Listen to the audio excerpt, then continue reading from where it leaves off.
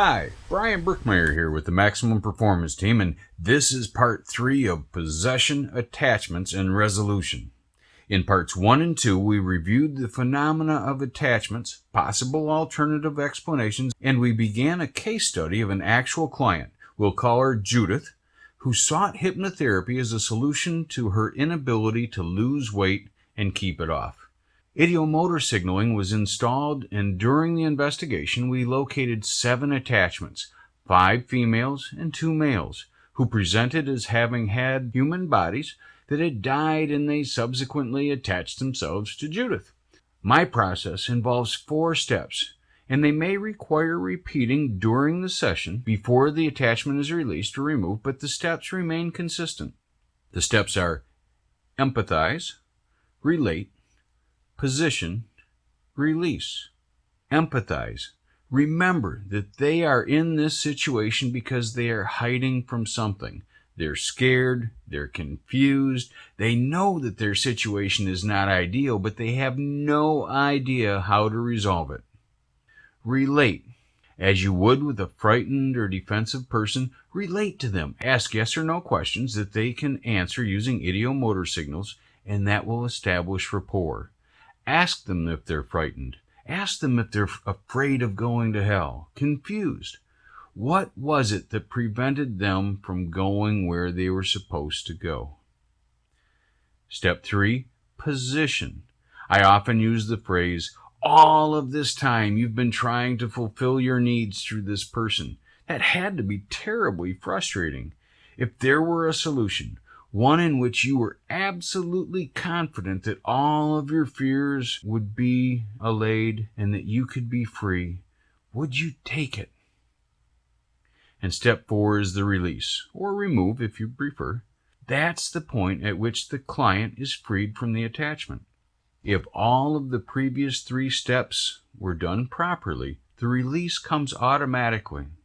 In the first segment, discussing the preliminary interview, I talked about the importance of not instilling in the client's mind any suggestions or leading statements that may influence their experience when hypnotized. It's irresponsible for us to tamper with their experience.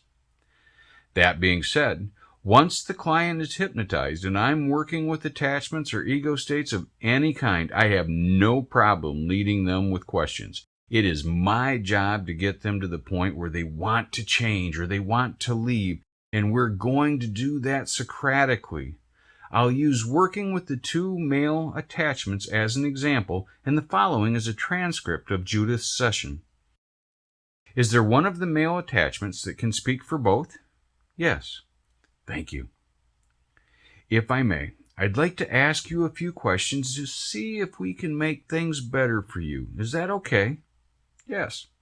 I'm guessing that you both had bodies of your own at one time, and something happened that caused those bodies to die, and you were a bit surprised to learn that you had a decision to make. Is that right?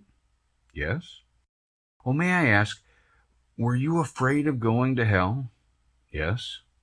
Both of you? Yes. I can see that that would be terribly frightening, and it would be easier to just stay as familiar as possible. Is that why you attached yourself to this young lady? Yes. Now, that has to be frustrating because you are a male, aren't you? Yes. Well, you couldn't possibly fulfill all of your needs through Judith. She's obviously a woman. Were you happy being attached to her? No. Judith told me that she had real issues with eating binges that were tied to her relationships. Were you trying to disrupt her relationships with men because you were uncomfortable when they were intimate? Yes. And so you did whatever you could to make her less appealing, and I'm guessing it was more than just body weight that you interfered with. Is that right? Yes. Did it make you happy, making her miserable? No. You just couldn't stand the sex or the intimacy with the other males? Yes. Earlier you said that you did not go to the light because you were afraid of going to hell.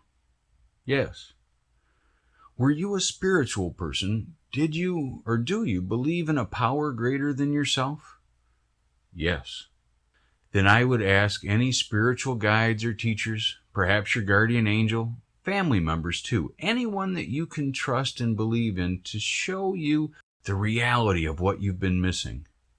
Let me know when your spiritual guides are here using the yes finger. Yes. And your family members? Yes. While your teachers show you the reality of what you've been missing, I'd like you to observe your family and loved ones. They've been waiting so long to see you. Do they appear sad? No. Do they appear old? No. Really, even the ones who passed away quite old as humans have young, youthful bodies? Yes. So even if they do not look like they did when you last saw them, or if they passed away before you were even born, you know who they are? Yes. And they are so happy to see you. Yes. I'm guessing that there's a young, youthful, healthy male body, your body, just waiting for you to take the proper place. One in which you'll be able to have no problems fulfilling its needs because it, like you, is male. It was made for you. Can you see it? Yes. Have your teachers been able to explain to you the reality of what has been waiting for you? Yes. And I'm guessing that this reality is so much better than what you've been enduring all of these years. Yes. Are you ready to go and take your proper place? Yes. Then reach out with one hand and take the hand of your most trusted advisor. Give it a squeeze. Can you feel how solid and real it is? Yes. And then reach out with your other hand and take the hand of your favorite friend or loved one and do the same. Have you got it? Yes. Then be on your way. Judith blesses you and forgives you. She may even miss you a bit, but you both know that staying as you are is damaging to you both. Spiritual guides and subconscious, can you verify for me that the male attachments are both gone?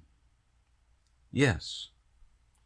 Then please call in any assistance that you may require to cleanse and heal any damage, fill any void left behind by these two lost souls. Find any part of Judith's mind, body, and soul that were lost or damaged as a result, and make her feel more complete, more whole, more happy, and more at ease than at any time. And when you are done, let me know with the yes finger. In the next segment, we'll deal with releasing attachments of the same gender as the client. Thanks for watching. Like, comment, subscribe, and share. Use the links below to get your free sessions, and we'll see you in the next segment.